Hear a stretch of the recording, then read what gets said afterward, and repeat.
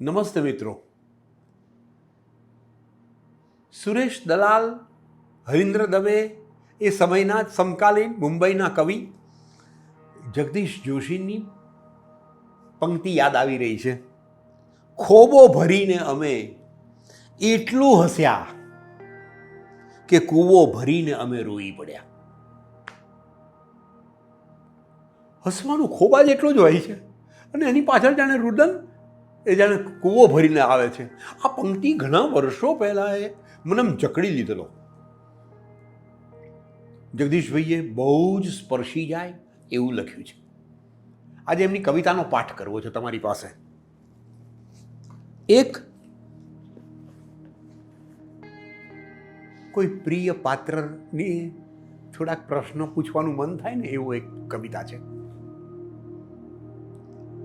એનું શીર્ષક બહુ સુંદર આપ્યું છે, એક હતી સર્વકાલીન વાર્તા.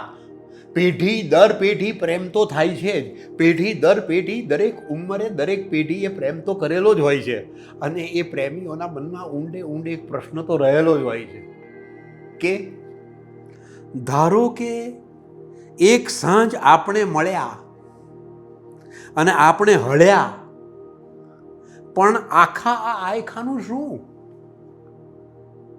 થોડી ક્ષણો માટે જીવનમાં પ્રેમ થઈ ગયો હોય છે, પણ આખી જિંદગી કઈ રીતે વાત પૂરી થશે? હૃદય કોરી કિતાબ જેવું હોય છે અને એ કોરી કિતાબ જે વંચાય છે એનું નામ પ્રેમ છે. ખુલ્લી આ આંખ, ઉઘાડી આંખના સપના છે આમ તો. ખુલ્લી આ આંખ અને કોરી કિતાબ, એને ફરી ફરી કેમ કરી વાંચશું? ખુલ્લી આ આંખ અને કોરી કિતાબ, એને ફરી ફરી કેમ કરી વાંચશું? માનો કે હોઠ સહેજ મોરી ઉઠ્યા ને છાતીમાં મેઘધનુષ ફોરી ઉઠ્યા, પણ બળબળતી રેખાનું શું? ધારો કે એક સાંજ આપણે મળ્યા અને આપણે હળ્યા, પણ આ આખા આયખાનું શું? આકાશે આમ ક્યાંક ઝૂકી લીધું. આપણે આકાશની અંદરથી ક્યાંક આમ સહેજ ઝૂક્યા છીએ, આકાશની જેમ જ આકાશ થઈને. આકાશે આમ ક્યાંક ઝૂકી લીધું ને ફૂલોને કેમ છો પૂછી લીધું, પણ મૂંગી આ વેદનાનું શું? માનો કે આપણે ખાધું પીધું અને માનો કે રાજ થોડું કીધું એ રાજ, પણ ઝૂરતા આ ઓરતાનું શું? ધારો કે રાણી તમે જીતી ગયા, ધારો કે રાણી તમે જીતી ગયા અને ધારો કે વાયરા વીતી ગયા, પણ આ માંડેલી વાર્તાનું શું? ધારો કે એક સાંજ આપણે મળ્યા અને આપણે હળ્યા, પણ આ આખા આયખાનું શું? બસ આ શું પૂછાય છે ને પછીના જે મૌન છે ને ત્યાંથી એ કવિતાની જાણે યાત્રા શરૂ થાય છે. એમનું એક બીજું કંઈક સરસ કાવ્ય છે. આમ તો અંધારપટ થઈ જાય, ઘરમાં થાય, ફ્લેટમાં થાય, સોસાયટીમાં થાય, દેશમાં થાય, ગમે ત્યાં થાય. અને આપણે ત્યાં જે નોકરો હોય છે, જે કામ કરનારા ઘાટી હોય છે, મુંબઈમાં ઘરઘાટી કહે છે, ઘાટી કહે છે, એ લોકોના નામ હજુ પણ બહુ મોર્ડન નથી. એ લોકોના નામ બહુ જ સુંદર હોય છે. કોઈકનું નામ કાલિદાસ હોય, કોઈકનું નામ તુકારામ હોય, કોઈકનું નામ નરસિંહ હોય.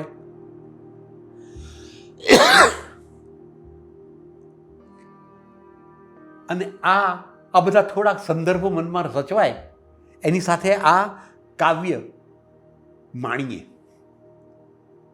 એનું શીર્ષક છે અરે કોઈ તો. જાણે કોઈકને કહેવાનું છે, અરે કોઈક તો બોલો, કોઈક તો આવો, કોઈક તો અહીંયા આને મદદ કરો. એ સંદર્ભમાં અરે કોઈ તો. હું એકાગ્ર ચિત્તે વાંચું છું. કવિ માત્ર પોતાના દિવાન ખંડમાં કંઈક પુસ્તક લઈને બેઠેલા છે વાંચવા માટે. હું એકાગ્ર ચિત્તે વાંચું છું. સામેની બારીનો રેડિયો મારા કાનમાં કંઈક ગરજે છે. દિવાલ પરનું ઇલેક્ટ્રિક ઘડિયાળ વર્તમાન સાથે ઘસાતું ચાલે છે.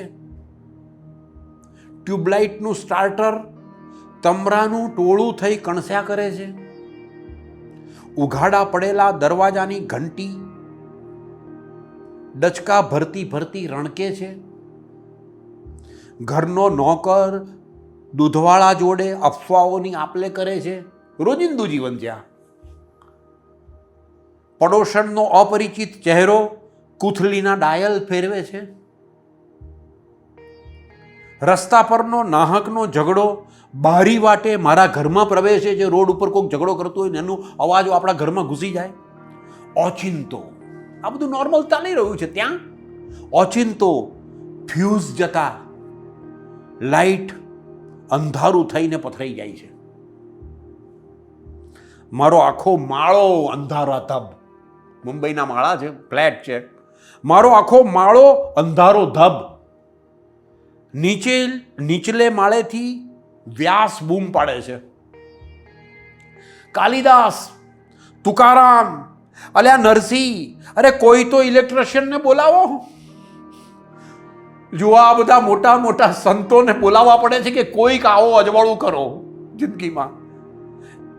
બાજુવાળા મીરાબહેન સ્વસ્થ અવાજે કહે છે, અરે ગિરિધર સાંભળે છે કે પહેલા મીણબત્તી તો લાવ. અને મારી ચાલીમાં, મારા માળામાં, મારા ઘરમાં, મારા દેશમાં મીણબત્તીની શોધાશોધ ચાલે છે. આપણી પાસે કેટલો સમૃદ્ધ વારસો છે. મીરાનો છે, નરસિંહનો છે, તુકારામનો છે, એકનાથનો છે, કાલિદાસનો છે.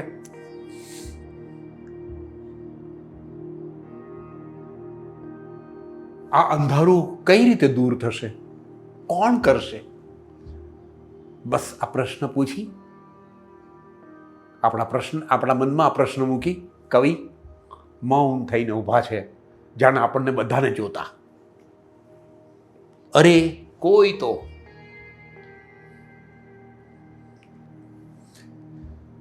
જગદીશભાઈના કાવ્યો જ્યારે જ્યારે વાંચ્યા છે ત્યારે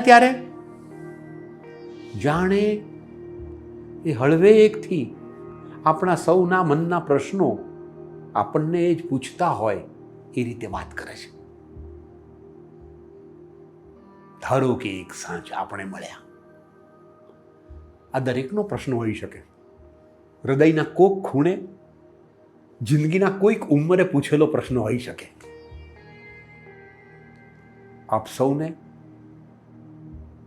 આ એક નવી કવિતાની યાત્રાઓ શરૂ કરી રહ્યો છું ત્યારે ખાસ વંદન.